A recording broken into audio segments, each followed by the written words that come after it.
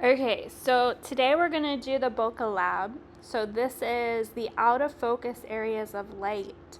So we're going to be putting some lights up in the background, and we're going to set up our still life arrangement, or you could do a portrait that's going to be in the foreground. So here's our setup we've got going on. We've got a little still life. And the lights are going to be off, so you're going to want to illuminate your subject matter with, you can use a shop light or a ring light, or even the light from an iPhone. You can have somebody hold it or put it on a tripod. It's really important for this lab that you have distance between your subject matter and the background lights. That's very important. So then what you're going to do, you're going to be shooting on manual using manual focus, and you're actually going to zoom in on your subject. That's very important. So you're going to zoom in on your subject, and you're going to set your focus on your items in the foreground. When you do this, the effect that you're looking for is that the lights in the background should turn into circular discs. So that's what we are aiming for. That is the bokeh effect that we're shooting for. So the camera settings that you're going to want to use, you're going to want to make sure that you put your camera on manual mode.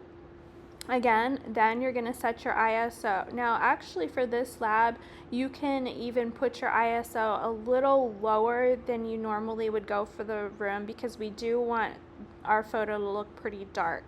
So we're going to set, in this particular case, I believe we set the ISO to 100. And then the next setting you're going to do is your aperture. You want your aperture setting to be on the lowest number, which will give you the widest opening and will give you a nice shallow depth of field. That's going to help us get our background lights blurred. So here we're setting all of our settings. After you have your ISO and your aperture set, you're going to take a light meter reading, and you can then adjust your shutter speed.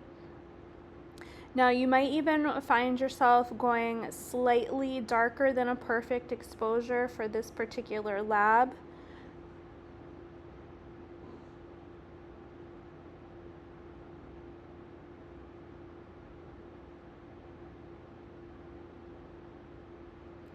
Now, once you get the setup right, it's very easy and it's fun, but it does take a little bit of trial and error generally as you are trying to get the lights in the right position and your subject matter in the right position. You do need some space in between.